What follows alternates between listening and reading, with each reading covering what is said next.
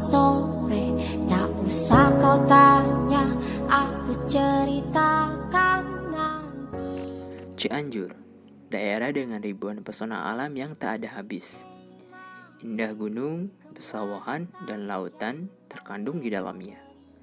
Tak ayal, daerah Cianjur menjadi salah satu surga dunia bagi fotografer yang cinta akan alam.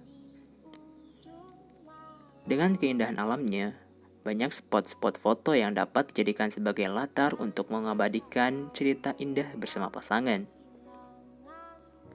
Maka banyak terlahirlah ahli fotografi dari kota ini. Salah satunya ialah Iqbal Taufik dengan studio Purpose di bawah tangannya. Dalam suatu kesempatan, kami dapat berbincang dengannya tentang awal mula didikannya Purpose. Oleh karena itu, kami harap saudara dapat belajar darinya. Opening lainnya 5, 4, 3, 2, 1. Tutupan tuh. Apa kabar, Bung Iqbal? Baik. Alhamdulillah ya. Gimana sekarang? Masih sibuk ngapain aja?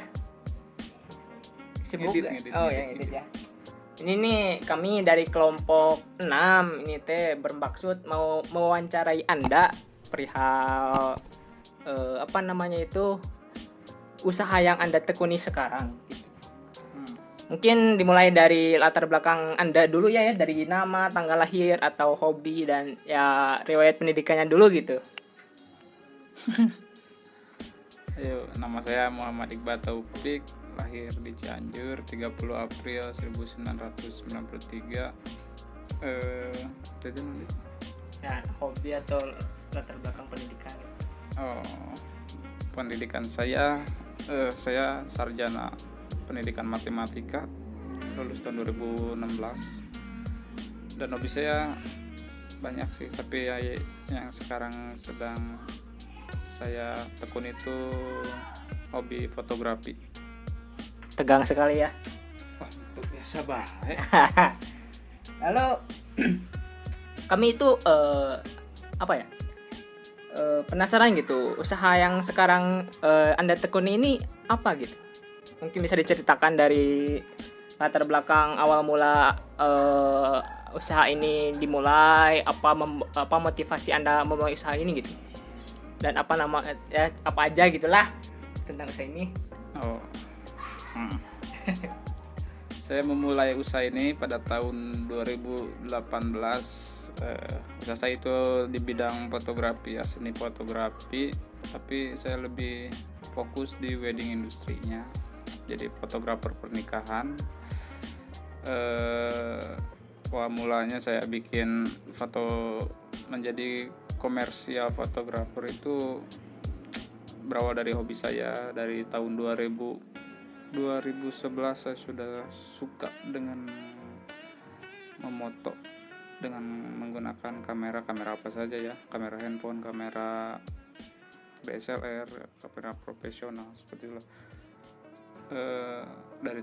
Dari hobi tersebut saya geluti sampai tahun 2016 dan 2017 saya sudah mulai masuk ke salah satu vendor fotografer pernikahan. Saya coba mencari pengalaman 1,5 tahun, dan di pertengahan 2018 saya memutuskan untuk membuat vendor sendiri, vendor fotografer sendiri, dan alhamdulillah sudah hampir mau 3 tahun saya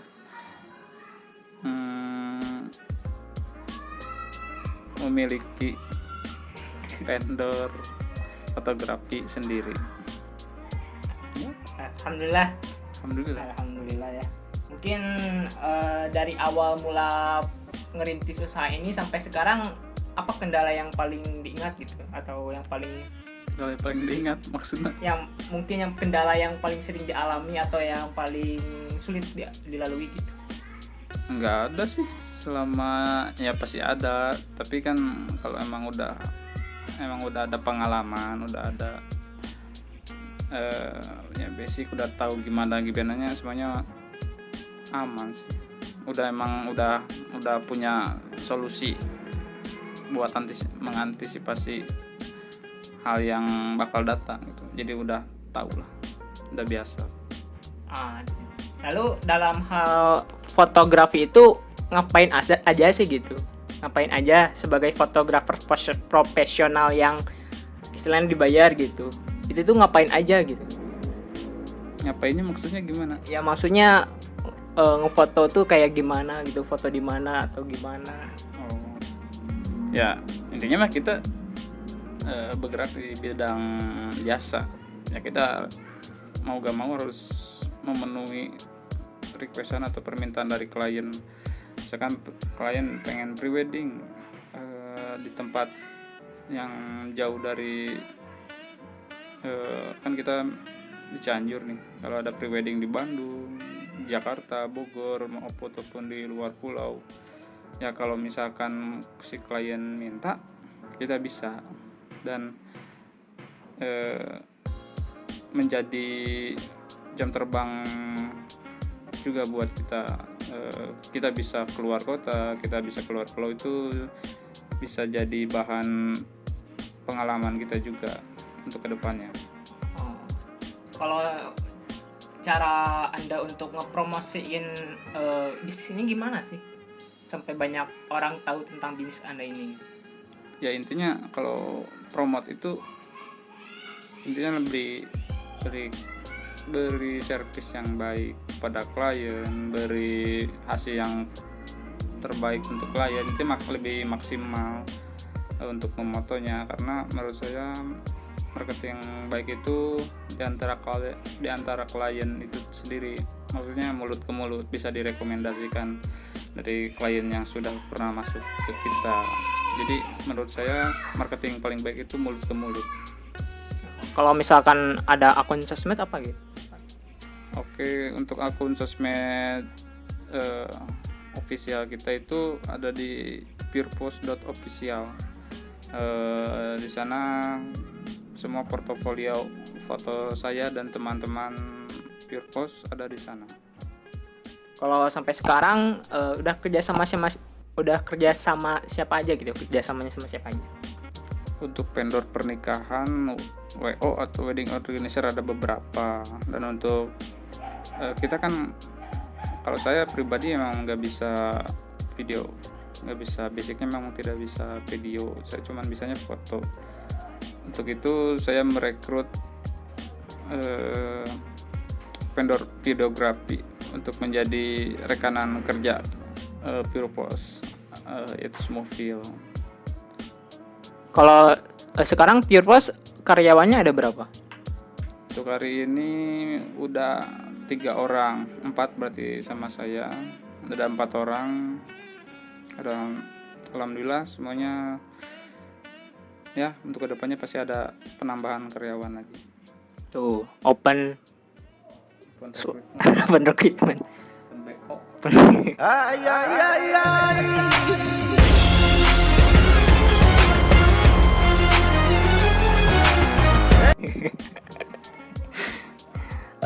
Lalu untuk benefit atau keuntungan bersihnya dari sekali moto gitu, atau pre-wed atau weddingnya itu berapa sih kira-kira? Kira-kira ya ketentuan dari harga Purepost itu berapa sih?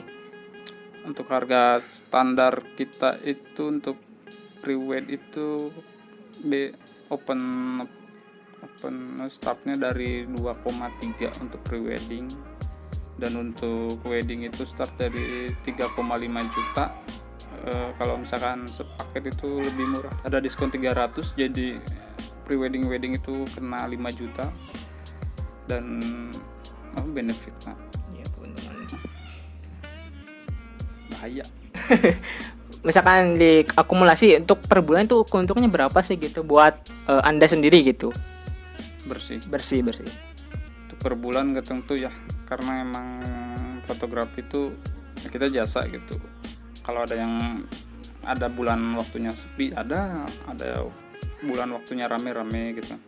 Jadi si rata-rata omset per bulan itu kotornya itu kena 20-30 juta, dan bersih saya paling 60-70% lah. Kisaran kalau misalkan 30, paling ke saya masuk 15-20.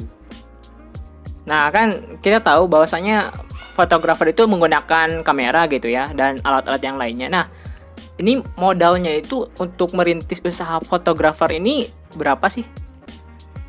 Ya sebenarnya sih kalau upgrade itu waktu ya. Tapi untuk awal-awal dulu saya cuman modal 12 juta itu cuman dapat satu kamera dan satu lensa. Dan alhamdulillah sekarang aset saya untuk alat-alat fotografi itu mungkin kurang lebih udah sampai 100 juta dalam kurun waktu 2 tahun setengah saya sudah punya aset kurang lebih 100 juta untuk alat. Wow, mantap juga ya. Lalu ada kepikiran nggak sih buat buka cabang gitu di kota lain atau apa? Buka cabang di kota lain sebenarnya kalau buka cabang sih belum ada sih. Soalnya kita masih fokus di kota kita sendiri. Tapi kurang tahu ya. Soalnya kita belum punya relasi untuk di luar kota atau di luar pulau gitu. Ya kita lihat ke depannya aja ya. Oke. Kalau suka duka saat fotografi pernah apa gitu? Ada yang diingat yang paling senang atau yang paling susahnya gitu? Kalau susah mah ya semuanya juga tahu corona itu membunuh segalanya. Maksudnya membunuh itu bukan sekedar nyawa ya, tapi mata pencarian juga memang bisa menghancurkan mata pencarian juga. Soalnya kan saya itu bekerja di wedding industry yang notabene itu banyak orang weddingnya tempatnya itu banyak orang-orang yang pesta kayak gitu kan. Wedding resepsi itu memang banyak orang. Nah, si corona ini emang gara-gara corona ini si wedding itu ditutup. Jadi ya sedihnya itu si corona itu sih, dan senangnya ya nggak terlalu. Kalau pribadi saya emang kalau misalkan hobi gitu, jadi emang sekerja itu tekanan pasti ada, cuman lebih dinikmatin aja. Senangnya duitnya banyak ya? Ya atau Oh ya, untuk moto gitu ya, fotografi yang paling jauh gitu sampai sekarang tuh kemana aja gitu, yang paling sering dan yang paling jauh? kalau sering belum sih. Paling jauh Bali, kemarin bulan Agustus ke Bali. Yang paling sering paling ya Cianjur kota saya, dan kota yang kedua yang paling sering itu Bandung ya gitu. Mungkin dari Anda ada tips atau trik buat menjadi wirausaha sukses gitu buat kami-kami yang istilahnya ingin juga merintis usaha seperti Anda atau yang lainnya, jadi ya yang lain gitu. Mungkin ada tips. Konsisten, perkuat mental, rajin nabung, terus berinovasi, ya lebih rajin aja, dan segera mulai usahanya. Ya mungkin cukup sekian wawancara dari kelompok 9 kelompok 6 kepada Bung Iqbal ya.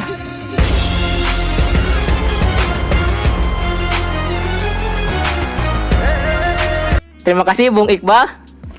Semoga sehat selalu dan sukses ya usahanya. Dadah.